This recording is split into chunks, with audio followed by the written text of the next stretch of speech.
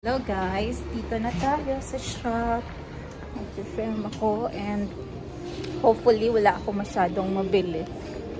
Kasi si Afam, sabi niya, ano tong mga pinangbibili mo? So sabi ko naman sa kanya na syempre pag nag-film ka, let's say sa mata lang, kailangan kong bumili ng something. Pero yung binibili ko naman, it's not so expensive. Mga cheap items lang. So, magla-live ako mamaya sa aking isang page. Ito yung outfit ko today. Yan. Ito lang. Very simple. Ito yung sa Catch Me. Yeah. Tapos Zara. Tapos, yan lang. Tapos nagdala ako ng camera just in case meron akong gusto talagang film. But anyway, sige guys. Check ko na lang. Mamaya, punta muna ako ng Zara. Hopefully, may mga sale sila. Bye! Dahil sobra kong aga, hindi pa open yung ibang mga shops. Tingnan nyo, wala pa din katao-tao dito. Oh God. Alam nyo, gusto ko sanang gamitin tong aking camera. Kaso nga lang, mamaya na siguro. Pag focus na lang ako. Okay? So, sobrang aga ko guys. Wala pa.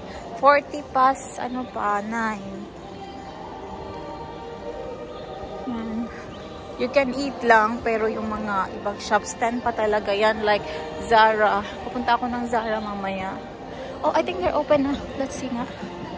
I went sa Zara. Wala silang sale. Mga full price. Kaya wala akong binili. Or hindi ako nag-fit kasi nga wala namang sale.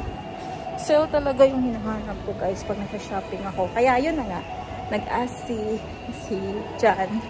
Bakit ang dami mong binibili? Bili ka dito, bili ka dyan. Sabi ko, hindi naman yan super mahal. Tapos, ano naman? Thank you. Do you want to take a photo? That's okay.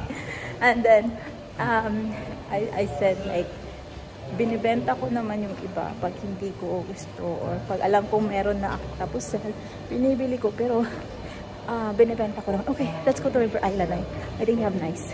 Look at guys, this is 60 pound but I think it's just like taller than me, especially now I don't want to wear so much like high heels, but look at it, so pretty. Actually, naka-high heels na nga ako ngayon. Konti. I like that. Look at guys. Once I have like this kind of the bag, which is bigger, you know, because I'm like used to the small one. But if I have like the bigger one, I feel like weird. It's like weird. Because I'm not used to the big one now. But before I used to have this kind of the bag. I went sa Zara na, sa River Island, sa TK Maxx, sa H&M, Fat Face. Pero sa Fat Face, konti lang kasi yung kanilang ano doon. So here naman, oh look at that, please do not touch the animals.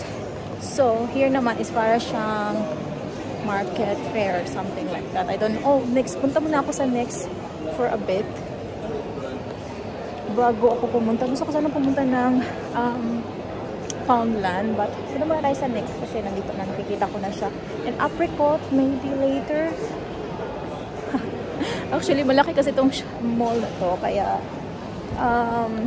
hopefully I can find my way kaagad kasi I have time. Yung parking ko kasi kailangan 30 past 1. If more than that, I need to pay 5 pound na. So, yeah. Tapos na ako mag-shopping, guys. Hindi ko makita yung yung River Island. Baka wala silang River Island here.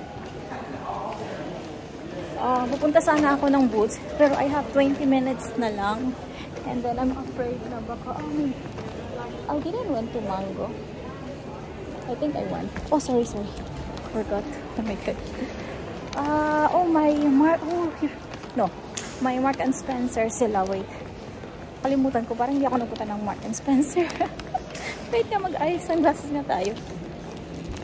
Kita ko na yung Mark and Spencer but I'm not so sure lang if pupunta ako doon. Kasi nga, 15 minutes tapos I need to go to car park. Tapos I need to go out. Kasi pag kahit 1 minute lang na late, I mean, 450 yung babayaran ko if 4 hours.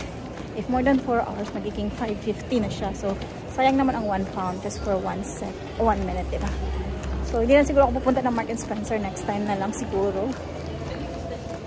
But at least now I know na meron din sila dito. Kasi hindi ako familiar dito sa mga nandun pala ay go straight lang. Okay. I'll go to car park na, guys. Kanina, wala pang mga tao dito. But now, marami na. Or nasa shop na din sila. Gusto sanang sumama ni Afam. Kaso wala, sabi ko, huwag kang sumama sa akin. Kasi pag kasama ka sa akin, I will be like 4 hours, diba? So, hindi naman siya mag-walk ng 4 hours straight, 5 hours. Kasi pag nag-window shopping ako, matagal talaga. Kasi nga, window shopping lang. Pero may nabili ako, guys. Tingnan nyo. Sa Primark. Pero strict na sila ngayon. May pa-sticker na sila. So, yeah. Then, pumunta ako ng ibang shop. Pero yung binili ko lang is sa Primark is 2 lang. And then, here ay Victoria's Secret. Pag gusto nyo, mag-shopping tayo dyan. And then, sa Poundland, yung eto, cake ni Alexander kasi gusto niya to. And also, coffee. Ganun lang mga basic. Malapit na ako sa car park. Tignan nyo, parang may bulaklak ako dito. Kasi sa Poundland, magbabayad ka ng plastic, a bag. Pag nag-ask ka ng bag, hindi free. Sa Primark, at least free. So, nakalimutan ko na wala pala akong bag kasi medyo maliit to na bag. Yeah. Pero okay lang. At least may sasakyan na. Hello guys! Nandito na ako sa school ni Alexander. Alam nyo, pag nagda-drive ako papuntang here to that shop, as in, ang speed talaga is 70, 60. So, yeah. Okay naman siya kasi at least mabilis. Pero, there are parts doon actually. I will ask ni Afam. Kasi, may part doon na 30 yung nakalagay sa Google Map. Actually, dapat hindi ka naman talaga nagbe-base doon. Sometimes you need to check. Pero wala kasing sign. So, walang sign. So, sa Google Map din is nakalagay 30 kasi naglalagay ako. Kasi hindi nga ako familiar doon sa place na yon. 30. Pero, I notice yung ibang mga sasakyan, mas mabilis sila sa akin. So, I tried to drive 37, 36. So, I hope walang problema kasi ayaw kong maka-receive ng ticket kasi mahal yung ticket, guys. Tsaka points. Oh my God. Points.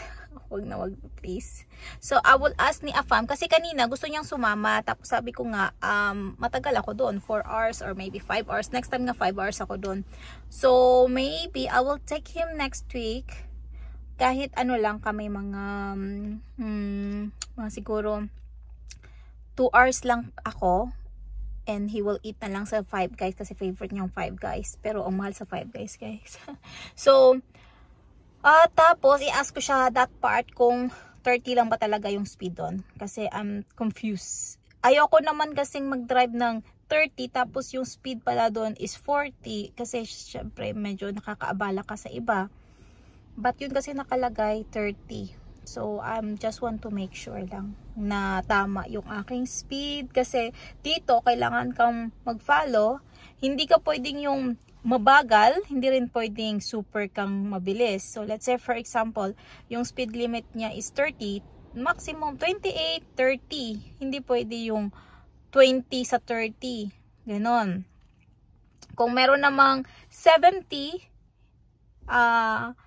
let's say 20 naman, hindi ka din pwedeng more than 20. Kailangan 80, 19, 20, mga ganun lang. So, sige guys, maghintay pa ako dito kay Alexander. Kasi sa kabilang bahay kasi, kinuha ko din yung package ni Afam, kaya mabilis din akong umuwi dito, pumunta dito. So, ngayon, hintay lang tayo sa oras. And, yan lang. Thank you so much for watching, guys, and for all the support. Pasensya na kayo, hindi talaga ako marunong mag-explain sa buhay-buhay ko. Tapos, Saturday, Sunday kasi chill-chill lang kami sa bahay. Pero kung gusto nyong malaman yung anong ginagawa namin Saturday, Sunday, just comment down below. Okay? Comment lang kayo kung gusto nyong malaman. Okay, guys. Bye. Bye-bye. Love you. Mwah. Bye.